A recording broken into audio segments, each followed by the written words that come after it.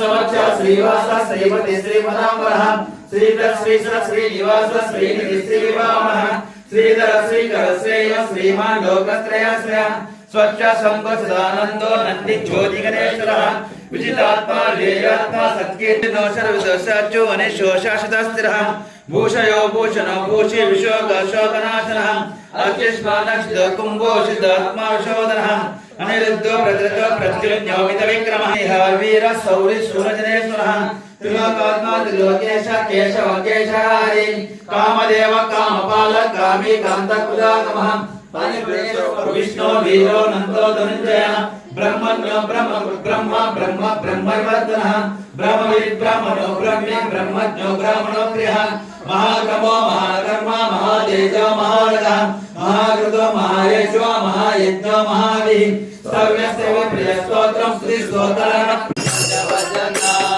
पार्वती तनया गजानना पार्वती तनया गजानना पार्वती तनया गजानना पार्वती तनया गजानना आसन कैको गजवदना आसन कैको गजवदना आसन कैको गजवदना आसन कैके नमो नमो बाबा नारद संतोष नमो नमो नारायण से नमो नमो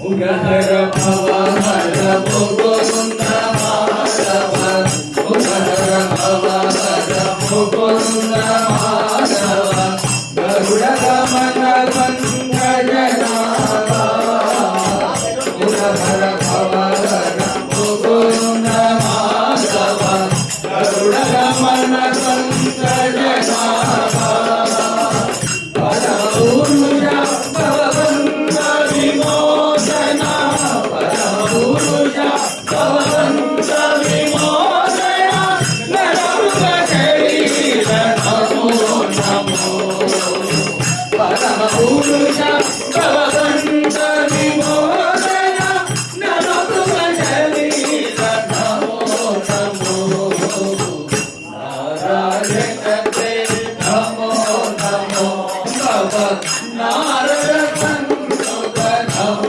नमो नारायण ते नमो नमो नमो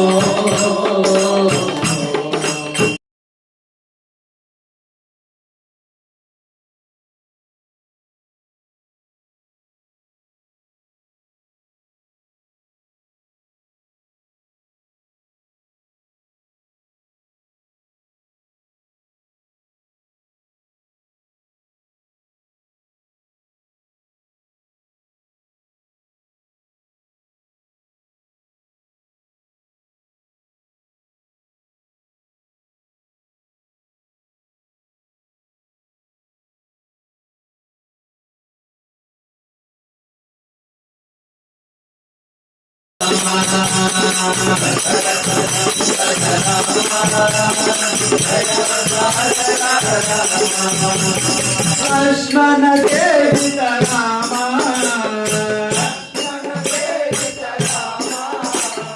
लक्ष्मी मनोहर रामा लक्ष्मण देवित रामा लक्ष्मी मनोहर रामा दशरथ नंदन रामा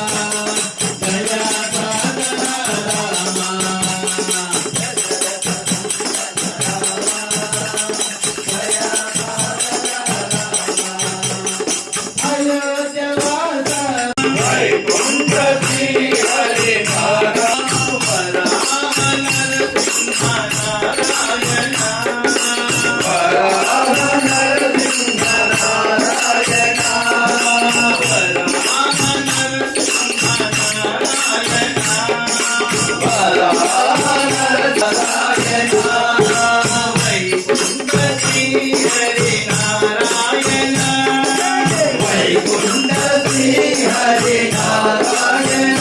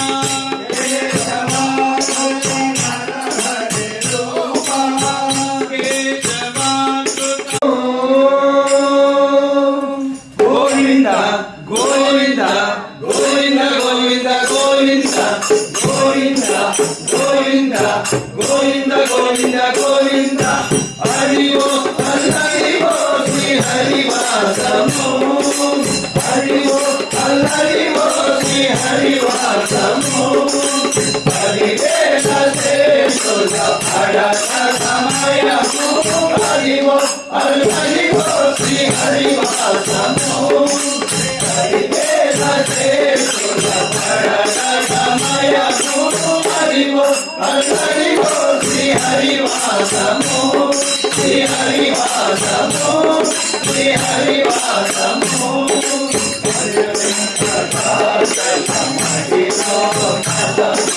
హరి ఓ బ్రహ్మాదుల కపురూపము హరి హరి ఓ బ్రహ్మాదుల కపురూపము హరి ఓ నివాసమఖిలమునులకు వెంకటరమణ వెంకటరమణ వెంకటరమణ వెంకటరమణ హరి ఓ నిత్య నివాసమఖిలమునులకు హరి సూర్యుడు హరి మోక్షుడు ఆనందమయము హరి చూడు హరి మోక్షుడు ఆనందమయము హరి ఓ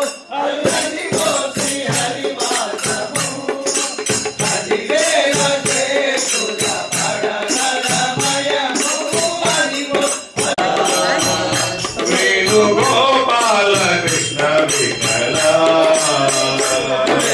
గోపాల కృష్ణ విఠల పాండురంగ విఠల పాండురంగ జయ పండారినాథ విఠల జయ పండారినాథ పాండురంగ విఠల పాండురంగ విఠల జయ పండారినాథ విఠల జయ పండారినాథ విఠల గోవింద విఠల గోపాల విఠల గోవింద విఠల గోపాల విఠల గోవింద విఠల గోపాల విఠల గోవింద విఠల గోపాల విఠల పాండురంగ విఠల పండరినాథ విఠల పాండురంగ విఠల పండరినాథ విఠల పాండురంగ విఠల పండరినాథ విఠల పాండురంగ విఠల పండరినాథ విఠల గోవింద వేణుగోపాల గోవింద విఠల వేణుగోపాల పాండురంగ విఠల జయ పండారినాథ విఠల పాండురంగ విఠల జయ పండారినాథ విఠల గోవింద విఠల గోపాల విఠల గోవింద విఠల గోపాల విఠల పాండురంగ విఠల పండరినాథ విఠల పాండురంగ విఠల పండరినాథ విఠల విఠల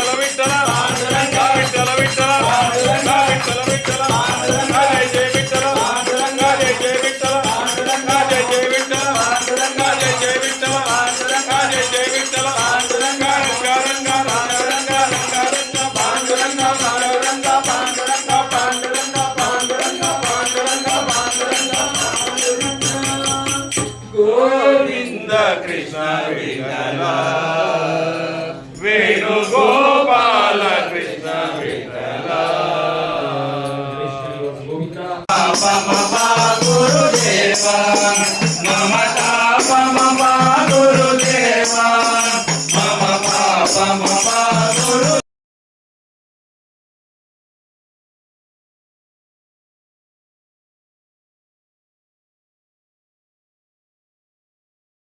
అక్కడే పూజ చేస్తాడు. పూజ చేసిన తర్వాత మరి ఇదా ప్రకారంగా వాళ్ళు ఇంటికి వచ్చారు. ఇంటికి బిజీ పడవలు వస్తారు. పడవలు వస్తే అక్కడ కూతురు మరి తల్లి ఇద్దరు వ్రతం చేస్తుంటారు. ఇంట్లో వ్రతం చేస్తుంటారు. వీళ్ళు వస్తారని చెప్పేసి ఒక ఆయనతో పంపిస్తారంటారు. మీ అమ్మ మీ భర్తను మీ అల్లుడిద్దరు ఇంటికి వస్తున్నారు, పడ దగ్గరికి వస్తుంది, మీరు రాండమ్మా అని చెప్పి అంటే తల్లి అయితే పడ దగ్గరికి వస్తుంది. కూతురు ఇంట్లో సత్యనారాయణ వ్రతం చేసుకుంటుంది. వ్రతం చేసుకొని ఆమె పరిగెత్తి పారేస్తున్నారు. పరిగెత్తి పారేస్తే కొంచెంకి పడవలో లేదు. మరి మామూలు వచ్చిన సంతృప్తి అయితే పరమేశ్వరుడు దగ్గర కాపాడేస్తారు. మరి అక్కడి నుంచి ఆకాశవాణి వినపడుతుంది. వాళ్ళు కూడా ఆ విధంగా అక్కడే సత్యనారాయణ కూడా పూజ చేసి మరి ఉన్నంత కాలంలో సత్యనారాయణ పూజ చేసి చిట్టు చిరులో మరి స్వర్గానికి ఇది 4వ పద్ధతి. లాస్ట్ కథలో తీసుకుంటుంది కదా. 4వ ఒక మంచి రాజు ఉంటాడు, ధర్మ పరిపాలన చేసుకుంటూ ఉంటాడు, కన్నపిడిలో అందరినీ పాలన చేసుకుంటాడు. అనుకోకున్నట్టుగా రాజుకి ఒక మాట వస్తుంది, అయ్యా మన చుట్టూ రాజ్యంలో మన రాజ్యాన్ని చుట్టూటువంటి అడవిలో ఎక్కువ మృగాలు ఉన్నాయి, అవి లోపుకి వచ్చి సంచారం చేస్తున్నాయి, మనుషులు ఎక్కువ చంపుతున్నాయి, మీరు వేటు కావాలని చెప్పేసి మాట వస్తున్నాడు. ఆయన వేటుకుపోతాడు. మరి మృగాన్ని సంబంధించి మృగాన్ని మరి కట్టడి చేసి ఆయన ఒక చెట్టు కూర్చుంటాడు. అప్పుడు సత్యనారాయణ వ్రతం చెప్తుంది. గొల్లవాళ్ళు వ్రతం చేస్తుంటారు. సత్యనారాయణ వ్రతం చేసి రాజుగారు వచ్చి చూసి రాజుగారు కుసాలు పట్టించి ఆ తిన్న తర్వాత మంచి అనుకుంటారు. రాజుగారు తప్పకుండా మనం చూసే కుసం తీసుకోవడం అట్లా చేయడం వల్ల ఆయన ఊరికి ఉన్మార్గం రాజ్యభ్రష్టుడు అయిపోతాడు. రాజ్యంగా మరి దొంగల పాలు అయిపోతుంది, రాజ్యభ్రష్టుడు అయిపోతాడు, రకరకాల ఇబ్బందులు పాలైపోతాడు. చివరికి ఏమైంది పండితులు అడిగితే, అయ్యా గొల్లవారు ఇచ్చిన చెప్పేసి ప్రసాదం తీసుకుంటున్నావు, దానివల్ల నీకు ఈ శాపం పడుతుంది. వాడి ప్రసాదం తీసుకోవాలంటే ఆ గొల్లవాళ్ళు పిల్లలు తీసుకొచ్చేసి వైభోగంగా సందర్శనం పంపిస్తాడు. ఆ మమ్మీ పుడతారు, మళ్ళీ రాజు సుభిష్టమైన రాజ్యాన్ని పొందుతాడు. దీని బట్టి ప్రతి మీద అంటే మనిషి పుట్టిన తర్వాత ధర్మబద్ధంగా జీవనం చేసుకోవాలా, ఎవరిని మోసం చేయకూడదు, అన్యాయబద్ధమైన జీవనం చేసుకోకూడదు. అదృష్టం కలుసుకుంటే మనకు ధర్మంతరిద్దాము, లేకపోతే ప్రార్థనలో ఉంటే ధర్మంతరిద్దాము. చూడండి, 40 ఉంటే 4 సమానం ఉండలేదు. ఒక్కొక్కడు బీదవాడిగా ఉంటాడు, ఒక్కొక్క బాగా పైకి వస్తాడు. ఒకరికి మంచి చదువు అవుతుంది, చదువు అవ్వలేదు. అట్లా చెప్పేసి మోసం చేసుకుంటే లేదు కదా, అది చేయదు కదా. కాబట్టి ధర్మబద్ధమైన జీవనం చేయనట్లయితే పరమేశ్వరుడు దగ్గరగా ఉంటే కాపాడుతారని చెప్పి గతంలో చెప్తుంటుంది. అంటే సత్యనారాయణ వ్రతం చేస్తున్నామంటే పూజల్లో కలిగినటువంటి పుణ్యం వల్ల మాత్రమే వ్రతం చేసినాము లెక్క. ఈ సాధువులకు ఉన్నంత వరకు హరినామస్మరణ, శ్రావణ మాసం, శ్రావణం అంటేనే వినడం, శ్రావణం అంటే బాగా వినడం, శ్రావణ అత్యంత శ్రేష్టమైన మాసం. ఈ మాసంలో హరినామ సంకీర్తన ఎంత చేసుకుంటే అంత పుణ్యం. కాబట్టి అందరూ చక్కగా ఉంటారు, అందులో మనం ఉంటాము, హాయిగా ఉంటే మన దేశం బాగుపడుతుంది. ఇటువంటి నమ్మకాన్ని పెట్టుకుని జీవనం చేయాలని మీ అందరి కుటుంబాలు కూడా ఆ సందేశం తోడుగా ఉండి రక్షించుకోవాలని కోరుకుంటూ పెట్టుకున్న వాడు వింటున్న గోవిందా గోవిందా. గురు బ్రహ్మ గురు విష్ణు గురుదేవ మహేశ్వర గురు సాక్షాత్ పరబ్రహ్మ తస్మై శ్రీ గురవే నమః. వెంకటాద్రి సంస్థానం వాడే నాస్తించన వెంకటేశ నమో దేవో నమో నమేశ్వర. సత్యనారాయణ వ్రతంలో ఉండేటువంటి 5 కథల్ని మళ్ళీ కూలంకుషంగా వివరించడం అనేటువంటి జరిగింది. మరి ఈరోజు సత్యనారాయణ వ్రతాన్ని చేసుకున్నటువంటి అంజన్ రెడ్డి గారి కుటుంబం చల్లగా ఉండాలని, ఆయుర ఆరోగ్యాలతో వాళ్ళ కుటుంబం వర్ధిల్లాలని, ఇట్లాంటి పుణ్యకార్యాలను విరివిగా చేసుకోవాలని మనం అందరూ కూడా కోరుకుందాం. వారికి ఈరోజు మనం అందరికీ కూడా ఆతిథ్యం ఇచ్చారు. ఏటిగడ్డ బృందానికి ఆతిథ్యం ఇచ్చి ఇక్కడ భజన సత్సంగం నిర్వహించాలని, తర్వాత కృష్ణాన్న గారు వీళ్ళందరూ కూడా దానికి తోడ్పాటును అందించడం అనేటువంటి జరిగింది. మరి సార్ చెప్పినట్టుగా మరి సత్యనారాయణ వ్రతం చేసుకోవడం అంటే మాటల్లో సత్యం ఉండాలి. చూడండి, సత్యనారాయణ వ్రతం మనకి చెప్పేది ఏమిటంటే మన మాటల్లో సత్యం ఉండాలి, చేతల్లో ధర్మం ఉండాలి, మన మనసులో భగవన్ నామం ఉండాలి. ఇదే దాని యొక్క అదృష్టం. మాటల్లో ఎప్పుడు కూడా సత్యం ఉండాలి. ఈరోజు ఏం చేస్తున్నాం, సత్యనారాయణ వ్రతం చేసే రోజు మాత్రమే సత్యం చెప్తాం, మిగతా సంవత్సరం అంతా అసత్యం చెప్తాం. దానివల్ల యూజ్ లేదు. దానివల్ల మనకి ఏమైనా యూజ్ ఉందా? ఏమీ లేదు. సత్యము అనేటువంటిది తెలుసుకోవాలి, సత్యాన్ని చెప్పాలి, రెండూ తెలుసుకోవాలి. సత్యము అనేటువంటిది తెలుసుకోవాలి, సత్యాన్ని మనం చెప్పాలి అని చెప్పేసి భగవంతుడు మనకు నిర్దేశించడం జరిగింది. అంటే మనది ఎలాంటి భూమి? మనది మామూలు భూభాగం కాదు, మనది దేవభూమి, ఉపనిషత్తులు పుట్టినటువంటి భూమి, పంచ మహాగ్రంథాలు పుట్టినటువంటి భూమి. భక్తి అంటే ఏదో దేవాలయానికి పోవడము, లేదా ఏదో ఊరికట్లు అంటించడము, ఏదో దీపాన్ని వెలిగించడం అనేటువంటిదే కాదు. సత్యాన్ని అన్వేషణ చేయమని చెప్తుంది, మంచి పనులను చేయమని చెప్తుంది, ఉపకారం చేయమని చెప్తుంది, ఉపయోగపడే మనిషిగా జీవించమని చెప్తుంది, సత్యాన్ని అన్వేషణ చేయమని చెప్తుంది. ఇంకా కొద్దిగా ముందుకు పోతే నువ్వెవరో తెలుసుకోని కూడా చెప్తుంది. ఇంకా కొద్దిగా ముందుకు పోతే నీవెవరు అనే తెలుసుకో అని చెప్తుంది. కాబట్టి ఇట్లాంటి అద్భుతమైనటువంటి సమాహారమే సత్యం. ఇట్లాంటి అద్భుతమైనటువంటి ఇదే భక్తి. భక్తి అంటే మనం ఏమనుకున్నామంటే ఏదో పర్వదినాల్లో గుడికి పోవడము, అక్కడ దీపం అంటించడము, ఏదో ప్రసాదం ఇస్తారు, అప్పుడు అయిపోతుంది అన్నాము. ఆధ్యాత్మికత అంటే ప్రతిరోజు మనకు జన్మనిచ్చినటువంటి భగవంతుడిని, మనకు జన్మనిచ్చినటువంటి తల్లిదండ్రుల్ని తలుచుకోవడము, మనకు జన్మనిచ్చినటువంటి తల్లిదండ్రుల్ని ఎప్పుడు కూడా పూజించడము. అందుకే మన శాస్త్రం చెప్తుంది, మాతృదేవో భవ. ఎవరైతే తల్లిని గౌరవిస్తారో వాళ్ళు ఏ తీర్థంలో కూడా మునగాల్సిన అవసరం లేదు. తల్లిని ఎవరైతే గౌరవిస్తారో ఏ తీర్థంలో కూడా మునగాల్సిన అవసరం లేదు. తండ్రిని ఎవరైతే గౌరవిస్తారో ఏ వ్రతము చేయవలసినటువంటి అవసరం లేదు. గురువుని ఎప్పుడు కూడా ఫాలో అవుతారో ఇంకా ఎక్కడికి వెళ్ళాల్సిన అవసరం లేదు. అతిథి దేవో భవ. అతిథి దేవో భవ. మనకి ఇంటికి వచ్చినటువంటి వాడికి మర్యాదలు చేసినామంటే అది సత్కార్యంతో సమానం. భక్తి అంటే మంచి ఆలోచన, మంచి మాట, మంచి ఆలోచన. భక్తి అంటే అది మనం గుర్తుపెట్టుకోవాలి. మనం ఒకసారి ఐఏఎస్ ఎగ్జామ్ లో ఒక అమ్మాయి హాబీస్ అని చెప్పేసి రాస్తే భగవద్గీత రీడింగ్ అని రాసిందంట ఆ అమ్మాయి. సరే, ఆయన ఇంటర్వ్యూ అయినా ఈ భగవద్గీతలో క్వశ్చన్ అడుగుదాము, ఏమో రీడింగ్ అని రాసింది కదా, భగవద్గీత రీడింగ్ అని అలవాటు ఉందని రాసింది అంటే ఆయన ఒక క్వశ్చన్ అడిగాడంటే ఏమనంటే 6 ఏళ్ల పిల్లవానికి దేవుడు అంటే ఏమో చెప్తామని అడిగాడు. 6 సంవత్సరాల పిల్లవాడు ఒకవేళ నీ దగ్గరికి వచ్చి దేవుడు అంటే ఎవరు అని అంటే ఎట్లా చెప్తావు అన్నాడు. అంటే ఆయనకి ఆ పిల్లవాడికి నేనెవరు అవన్నీ తెలుసలేదు కదా, నేనెవరు తెలుసుకో, అవి తెలుసుకో, ఇవి తెలుసుకో అంటే మరి ఎలా చెప్తావు అన్నాడు. అప్పుడు ఆ అమ్మాయి చెప్పినటువంటి సమాధానము చాలా వాళ్ళకి ఆశ్చర్యం కలిగించింది. అంటే మంచి మనిషిని చూపించి ఇతను దేవుడు అని చెప్తాను, మంచి మనిషిని చూపించి ఇతని దేవుడు అని చెప్తాను అని చెప్తాను. వెరీ గుడ్, మంచిదే కదా. ఒక మంచి మనిషిని చూపిస్తే అదే దేవుడు. కాబట్టి ఇంకొక క్వశ్చన్ అడిగాడంట, మరి సమాజంలో ఇన్ని అక్రమాలు జరుగుతున్నాయి కదా, ఇన్ని అక్రమాలు జరుగుతున్నప్పుడు దేవుడు రాలేదే. దేవుడు వస్తాడని చెప్తున్నారు కదా, యదా యదా హి ధర్మస్య గ్లానిర్భవతి భారత పవిత్రాణాయ సాధూనాం వినాశాయ చతుర్భుజం ధర్మ సంస్థాపనార్థాయ సంభవామి యుగే యుగే అన్నారు కదా మీరు భగవద్గీతలో. మరి దేవుడు ఎందుకు రాలేదు అంటే దేవుడు మానవులందరూ కూడా విఫలమైనప్పుడు వస్తాడని. అందరూ విఫలం కావాలి. సమాజంలో అంతో ఇంతో మంచి వాళ్ళు ఉంటారు, చెడుని ఎదురిస్తారు వాళ్ళు. కాబట్టి దేవుడు ఇంకా రాలేదు.